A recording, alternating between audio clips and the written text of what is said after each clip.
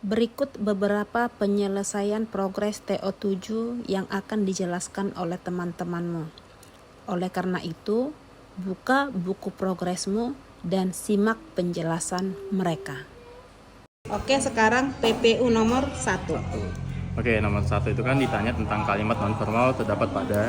Nah, kunci itu kan ada di kalimat 3. Di kalimat 3 ini kita ada dua kesalahan. Sebelumnya kalimat kalimat formal itu kan kalimat efektif kan. Nah, yang efektif itu berarti kayak yang memenuhi 14 syarat, yang 14 syarat atau 12 syarat itu. Iya. Terus kalimat non formal itu kenapa ada di kalimat 3? Itu ada dua kesalahan. Yang pertama, kalimat 3 itu nggak ada subjeknya. Karena dari dengan kata lain sampai penerjemahan itu kan termasuk keterangan kan. Nah, tidak hanya bersifat itu termasuk predikat.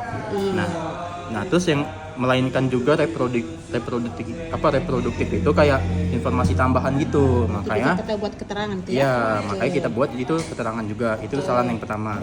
Nah, kesalahan yang kedua itu kan itu ada kata tidak hanya kan. Nah, tidak hanya itu kan pasangannya tetapi juga.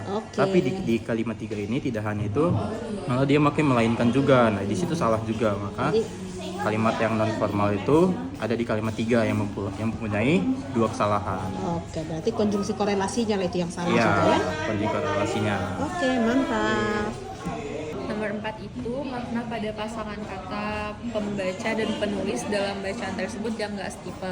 Nah, pembaca dan penulis itu hubungannya itu kayak antonim. Setiap ada penulis kan kita butuh pembaca. Nah, kita cari yang nggak stipe dari jawabannya. Jawabannya itu yang D, pelantun dan pemain. Karena pelantun dan pemain itu sama-sama pelaku, jadi sama kayak sinonim. Jadi nggak stipe dia. Iya, sementara yang lain itu A, B, C, E itu sama-sama antonim. Jadi setiap penyair itu kan butuh pendengar, pemusik itu butuh penonton, pengajar itu kan yang mengajar pelajar, sedangkan peraga itu butuh buat dilihat. Oke, mantap. Oke, sekarang PPU nomor 5 sekaligus lanjut ke nomor 6 nak ya. Oke. Sekarang yang ditanyakan, kelompok kata yang setipe dengan bumbu gurih pada bacaan tersebut adalah, kita lihat bumbu gurih. Cara mencari kalimat yang setipe adalah dengan cara teori DM diterangkan dan menerangkan. Kita lihat bumbu itu kan artinya yang diterangkan, gurih menerangkan. Kita samakan dengan opsi. Di situ opsi yang paling tepat adalah adanya A, C dan E. B juga masuk nak. A, B, C dan E ya. Nah, kenapa dieliminasi yang D? Karena hingga itu merupakan keterangan. Jadi masuknya teori yang M, dia menerangkan. Jadi gitu opsi ya? opsi D itu kan tidak mempunyai inti, jadi menerangkan semua. Nah, itu kan masih tersisa banyak jawaban. Kita kemudian gunakan teori yang lain. Teori yang lain itu adalah jenis klausa yang sama, Ibu ya. Iya, jenis kata yang sama. Jenis kata untuk unsur M-nya aja supaya cepat ya. Jenis kata yang sama untuk unsur M-nya. Unsur M dari soal itu kan gurih. Gurih artinya kata sifat. Kita cari yang mana yang kata sifat. Itu adanya di opsi A, khas. Khas merupakan kata sifat. Jadi opsi paling tepat adalah ciri khas. Oke, lanjut nomor 6. Lanjut nomor 6, kelompok kata yang berpasangan tetap dalam bacaan tersebut adalah untuk mencari kelompok kata yang berpasangan tetap ada dua cara. Yang pertama, dengan kata berpasangan tetap itu tidak dapat disisipi. Nah, apabila jawabannya belum ketemu, bisa menggunakan mengkonversikan bahasa tersebut menjadi bahasa asing dengan syarat bahasa asing itu hanya memiliki satu kata. Semisalnya opsinya itu adalah bumbu rempah. Bumbu rempah dikonversikan ke bahasa asing, misalnya saya konversikan ke bahasa Inggris menjadi spice. Nah, spice itu hanya memiliki satu kata. Jadi jawaban yang benar adalah yang A, bumbu rempah. Nah, sementara kalau kita masukkan teknik menyisip, kalau untuk membuktikan itu bukan pasangan tetap seperti B? Seperti B. Bumbu yang gurih nih. Itu artinya masih bisa disisipi. Artinya itu bukan kata berpasangan tetap. Coba kita di opsi yang E, rasa gurih. Rasa gurih itu artinya bisa disisipi oleh kata yang, rasa yang gurih misalnya. Artinya itu merupakan kata yang tidak berpasangan tetap, begitu. Iya, oke mantap. Sekian. Jadi nomor 7 ini kan ditanya perumpamaan dalam bacaan tersebut terdapat pada kalimat berapa. Jawabannya itu di kalimat 1 di dalam kata menyimpan. Kalau di KBBI menyimpan itu artinya menaruh menaruh sesuatu di tempat yang aman agar tidak rusak. Sedangkan di kalimat 1 ini Kota Solo menyimpan banyak nilai sejarah yang artinya di sini itu dia itu memiliki banyak nilai sejarah, bukan menyimpan. Jadi makna menyimpan ini bukan makna yang sebenarnya. Oke, berarti kalau ada soal perumpamaan lebih identik mencari kata bermakna kias lah ya. Bermakna kias. Oke, mantap. Oke, lanjut nomor 12 PPU. Jadi di nomor 12 ini kan ditanya kalimat yang mempunyai pola kalimat dasar yang sama dengan kalimat kata daur dan ulang digunakan secara berpasangan. Nah, langkah pertama untuk mencari kalimat dengan pola dasar yang sama itu, kita lihat dari predikatnya. Kalau di kalimat ini, predikatnya itu digunakan. Berarti kita cari predikat yang pasif. Terus kita lihat ke pilihannya. Yang pertama yang A di kalimat 2. Di kalimat 2 itu, predikatnya itu menjadi. Terus yang di pilihan B kalimat 4 itu menjadi juga. Oke, kalimat 6. Kalimat 6 itu hadir predikatnya, bukan yang disertai. Ya, jangan salah ya. Kalimat 9. Terus yang kalimat 9 itu predikatnya mempertahankan. Oke. Terus yang di kalimat 11 itu diramaikan.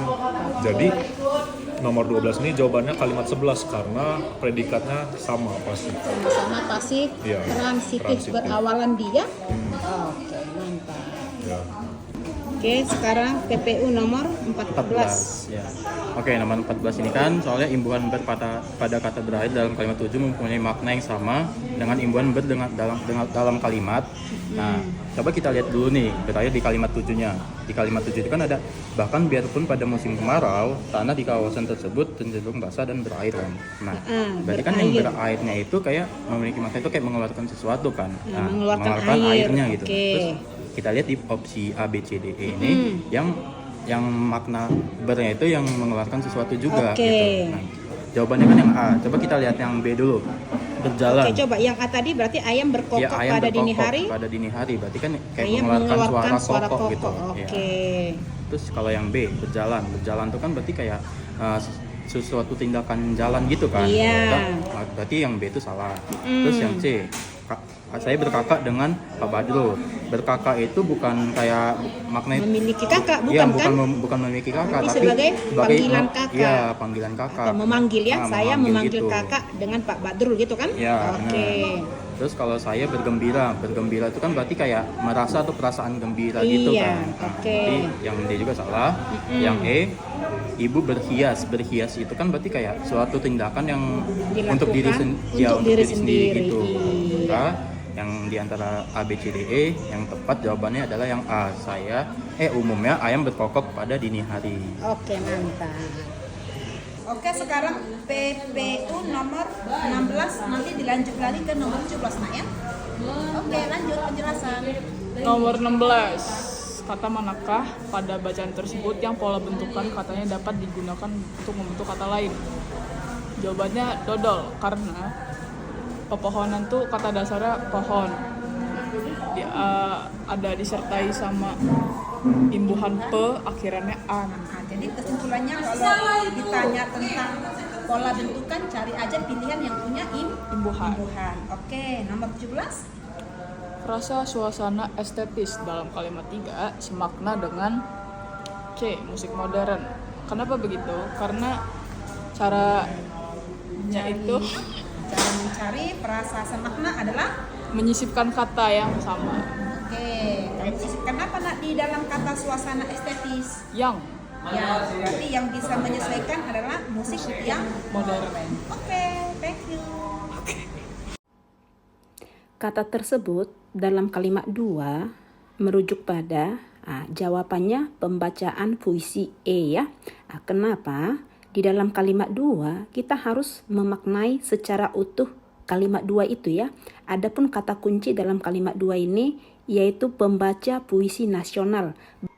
Jadi pernyataan inilah yang menjelaskan frasa pembacaan puisi yang ada di kalimat 1.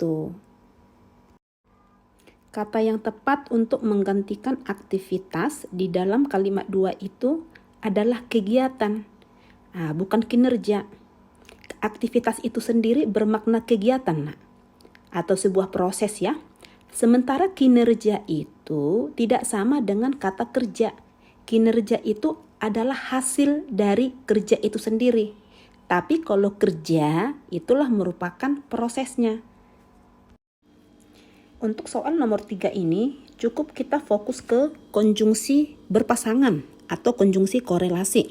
Ya, kalau kita fokus ke setiap pilihan yang memiliki konjungsi korelasi yang sudah pas hanya ada di A, yaitu tidak hanya pasangannya tetapi juga. Yang diminta adalah kalimat inti dari kalimat 5. Langkah awalnya kan kita fokus ke inti dari si subjek dan predikat dan juga unsur dari objek jika diperlukan ya. Kebetulan pernyataan ini inti S-nya Menteri Kesehatan Italia, inti predikatnya mengimbau. Ini predikatnya mengimbau di sini butuh objek yang lengkap ya untuk melengkapi informasi kalimat. Memang jawabannya kalau nggak Alfa, Charlie.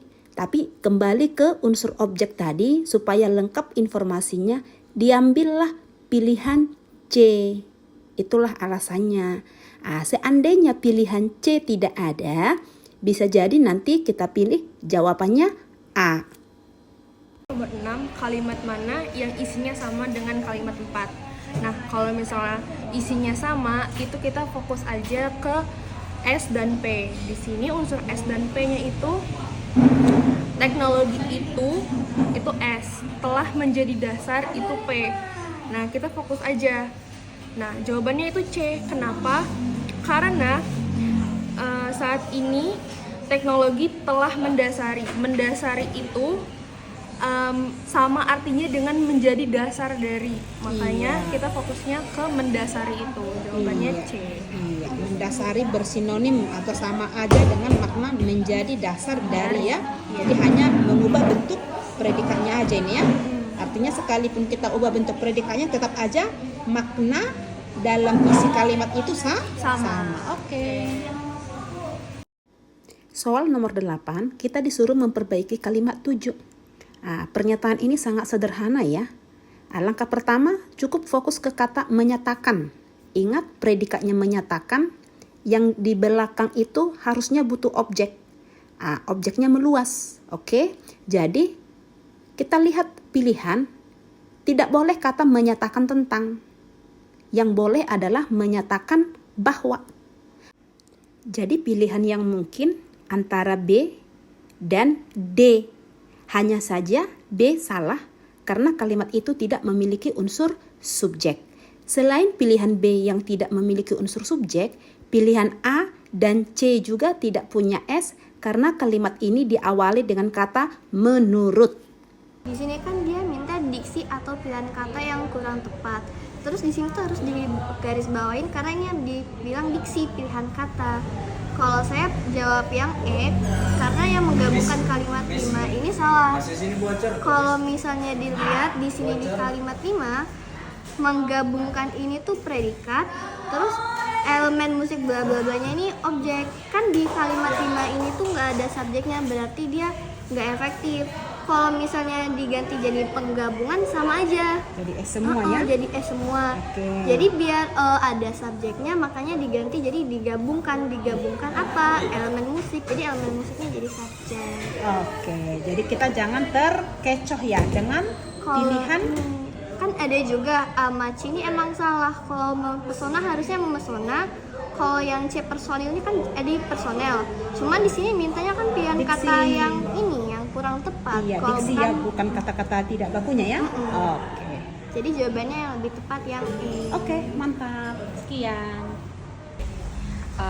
Nomor 19, soalnya kata jangka waktu dalam kalimat 7 tidak semakna dengan kata jawabannya yang E. Karena menurut KBBI, tempo itu artinya waktu atau masa, sedangkan untuk durasi periode rentang waktu dan termin itu dalam KBBI artinya jangka waktu. Oke, mantap. Bye-bye. Bye-bye. Penulisan kata yang salah ada di dalam kalimat 3, yaitu kata mempertahankan. Seharusnya mempertahankan, karena mempertahankan ini dibentuk oleh imbuhan mem, imbuhan per, kata dasar tahan, dan akhiran kan. Jadi tidak ada di sini istilah peleburan.